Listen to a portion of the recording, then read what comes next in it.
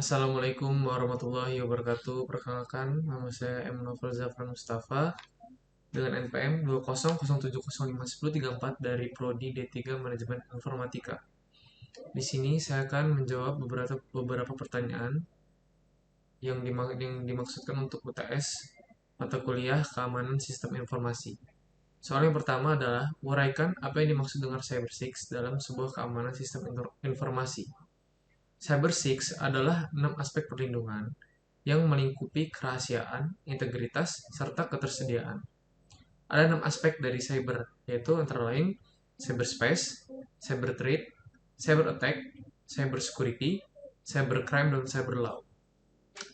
Cybercrime adalah tindakan ilegal yang dilakukan pelaku kejahatan dengan menggunakan teknologi komputer dan tentunya menggunakan internet untuk menyerang sistem informasi korban yang akan mereka tuju. Misalkan, menghack sosial medianya, dan yang lebih parah lagi, menghack gadget, saldo rekening, maksud saya rekening, dan kartu kredit. Soal nomor 2 yaitu berikan 10 contoh perbuatan yang dianggap melanggar Undang-Undang ITE di Republik Indonesia ini. Yang pertama ada pasal 27, yaitu larangan mendistribusikan, mentransmisikan, membuat dapat diaksesnya informasi elektronik dan atau dokumen elektronik bermuatan asusila, perjudian, pencemaran nama baik, dan pemerasan atau pengancaman.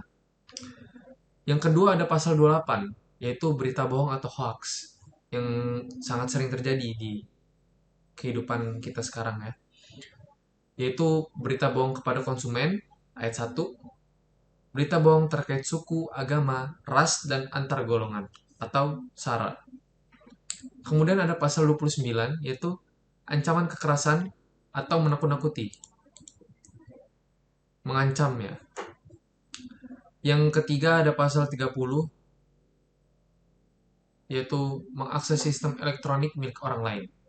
Dengan cara apapun, ayat 1 dengan cara apapun, ayat 2 mengakses dan mengambil, dan yang terakhir menerobos. Kemudian melakukan intersepsi atau penyadapan. Pasal 31, ayat 1, sistem elektronik milik orang lain. Yang ayat 2, dari publik ke privat atau sebaliknya, termasuk mengubah atau tidak mengubah. Kemudian ada pasal 32, yaitu larangan perubahan informasi elektronik atau dokumen elektronik. Ayat 1, ya ialah pengubahan, pengerusakan, memindahkan, menyembunyikan. Ayat 2, memindahkan ke tempat yang tidak berhak atau diambil alih secara paksa. Ayat ketiga, membuka dokumen atau informasi rahasia. Selanjutnya ada pasal 33, yaitu mengganggu sistem elektronik. Selanjutnya ada pasal 34, larangan menyediakan atau memfasilitasi perangkat keras atau perangkat lunak untuk memfasilitasi pelanggaran dari berita bohong, ancaman kekerasan, dan penyadapan. Kemudian, larangan menyediakan atau memfasilitasi sandi lewat komputer, kode akses, atau sejenisnya. Yang terakhir ada pasal 35, yaitu pemalsuan dokumen elektronik dengan cara memanipulasi penciptaan, penghilangan, dan pengerusakan. Kemudian soal nomor 3 yaitu apa yang dimaksud dengan kriptografi. Kriptografi merupakan proses menulis atau menyampaikan pesan secara rahasia dan tersembunyi. Namun, jika kita kaitkan dengan penggunaan teknologi digital, maka kriptografi adalah disiplin ilmu yang mempelajari teknik enskripsi naskah asli atau plain text yang tersusun acak dengan memanfaatkan kunci enskripsi sehingga naskah tersebut berubah menjadi teks yang sulit terbaca atau disebutnya ciphertext oleh user yang tidak memiliki kunci deskripsi tersebut. Kriptografi adalah teknik penyampaian pesan secara tersembunyi dengan memanfaatkan fitur enskripsi data. Jenis-jenis dari kriptografi antara lain hash function, symmetric, dan public key kriptografi. Beberapa state yang berada pada modern kriptografi adalah authentication, confidentiality, integrity, serta non-repudiation. Sistem kriptografi untuk keamanan data mengakses informasi pada jaringan internet sehingga data Anda lebih aman dan tetap terjaga dari adanya spamming atau peretasan informasi secara ilegal. Yang keempat adalah berikan 5 contoh serangan cyber attack yang pernah ada dan bagaimana cara antisipasi atau bertahan cyber defense yang dilakukan dalam sebuah serangan keamanan sistem informasi. Yang pertama adalah data forgery atau pemalsuan data. Kejahatan dengan memalsukan data atau dokumen penting melalui internet. Biasanya kejahatan ini targetnya pada dokumen penting milik e-commerce atau penyedia situs belanja online. Seolah terjadi salah ketik dan merugikan untuk masyarakat. Yang kemudian ada cyber espionage atau spionase. Kejahatan cybercrime ini memanfaatkan jaringan internet untuk melakukan kegiatan mata-mata terhadap pihak lain atau antar negara lain dengan memasuki sistem jaringan komputer korban untuk mengetahui data-data yang ada di komputer korban tersebut. Selanjutnya, yang ketiga ada cyber terrorism, yaitu kejahatan yang mengganggu atau membuat kerusakan terhadap suatu data di jaringan komputer. Pelaku menawarkan diri kepada korban untuk memperbaiki data tersebut yang sudah sabotase dengan bayaran tertentu. Jadi dia kayak mengirimkan virus ke komputer tersebut, tapi dia seolah-olah tidak melakukannya dan menawarkan diri untuk membetulkan komputer tersebut yang sudah dia masuki, yang sudah diberikan virus. Jadi sama aja dia kayak nggak kerja apa-apa gitu. Jadi dia nipu. Kemudian yang keempat adalah kejahatan konten ilegal. Konten ilegal adalah kejahatan yaitu memasukkan data atau informasi yang tidak benar, tidak etis atau dilarang oleh pemerintah atau instansi terkait yang melanggar hukum atau mengganggu ketertiban masyarakat umum. Sebagai contohnya berita hoax karena bisa menimbulkan sara, perpecahan, fitnah, pornografi, maupun informasi yang menyangkut rahasia negara tertentu atau propaganda untuk melawan pemerintah. Kemudian yang terakhir, yang kelima adalah OTP fraud. Penyebab OTP fraud adalah malware atau semacam virus yang menyerang perangkat lunak. Penyebab lainnya bisa melalui aplikasi social engineering seperti telepon, SMS, email, atau call center palsu.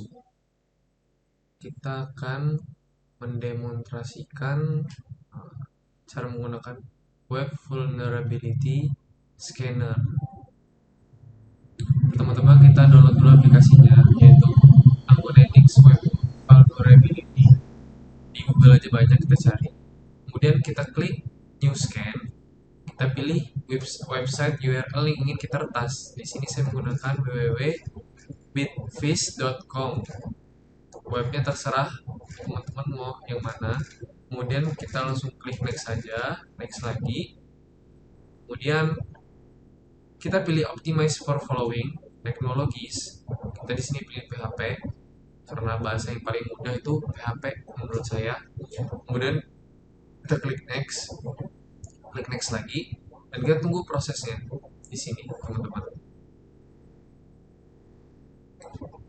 Oke, kemudian kita tinggal pilih salah satu di antara dua itu yang di additional host detected. Kita pilih yang paling atas, bitfish.com. Kemudian kita klik finish. Di sini aplikasi Acquaintix akan langsung bekerja ya. Setelah web yang kita masukkan itu bekerja, dan kita tinggal nunggu prosesnya aja. Lama prosesnya tergantung dengan database yang terdapat, banyaknya database yang terdapat dalam web yang kita masukin tadi, URL-nya. Semakin banyak besar web tersebut, maka akan semakin lama prosesnya. Oke, kita tunggu aja hasilnya.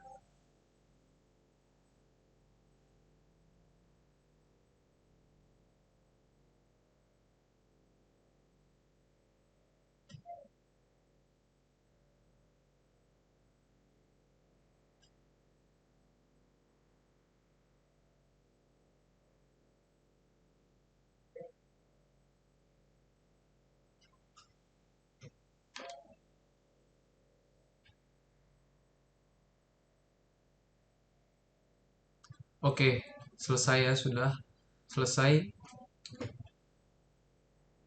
Dan ini hasilnya. Di sebelah kanan ada total alert phone itu. Di sini ada keterangan high, medium, low, dan international informational. Di sini informational ini artinya adalah seberapa data yang berisi informasi.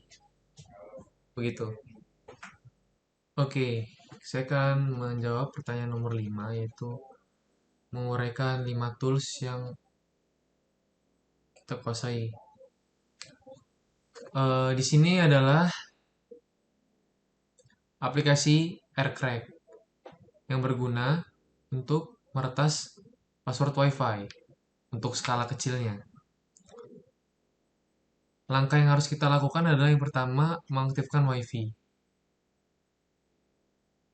Kita mulai menyalakan jaringan WiFi pada komputer maupun PC yang kita miliki.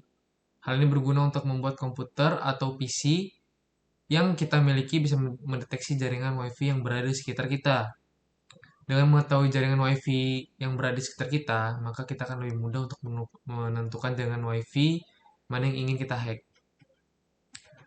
Disarankan untuk memilih jaringan yang paling dekat karena mempunyai sinyal yang paling bagus. Kemudian buka folder AirCrack. Kemudian apabila sudah menemukan jaringan WiFi yang diincar, maka langkah berikutnya adalah membuka folder khusus AirCrack ng1.0rc1win. Lanjutkan dengan membuka folder bin dan kemudian klik double pada file wzcook. Apabila kita melakukan dengan tepat, maka aplikasi ini akan langsung bekerja. Kemudian copy alamat file password. Biasanya membutuhkan waktu beberapa saat untuk menyelesaikan proses pencarian password jaringan WiFi tersebut.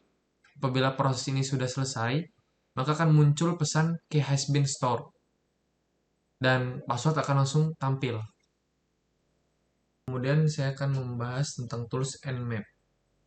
Nmap adalah singkatan dari Network Mapper yang merupakan sebuah tool atau alat yang bersifat open source. Alat ini hanya digunakan secara khusus untuk eksplorasi jaringan serta melakukan audit terhadap keamanan dari jaringan. Apa aja sih fungsi dari Nmap ini? Yang pertama digunakan untuk memeriksa jaringan. Fungsi yang pertama untuk melakukan pengecekan pada jaringan. Nmap bisa digunakan untuk melakukan pengecekan terhadap jaringan besar dalam waktu yang singkat. Kemudian yang kedua melakukan scanning pada port jaringan. Melakukan scanning terhadap suatu port jaringan komputer. Port adalah nomor yang berguna untuk membedakan antara aplikasi yang satu dan aplikasi yang lainnya yang masih berada dalam jaringan komputer. Kemudian cara menggunakan Nmap. Pertama, kita harus memeriksa port mana saja yang berstatus open alias terbuka. Caranya dapat mengetikkan nmap host/ip target. Kemudian kita dapat memeriksa port secara lebih terperinci atau spesifik dengan mesin target.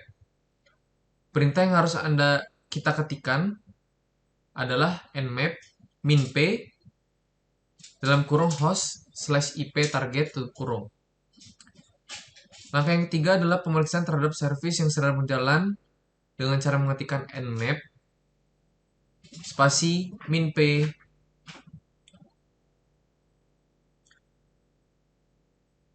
buka kurung host garing IP target. Kemudian jika kita hendak mengidentifikasi sistem operasi, maka kita tinggal mengetikkan nmap spasi min-o buka kurung host/ip spasi target tutup kurung. Mungkin hanya itu saja yang bisa saya sampaikan di video ini. Bila banyak kekurangan dan banyak salah kata atau penjelasan yang kurang benar dari saya mohon maaf. Assalamualaikum warahmatullahi wabarakatuh.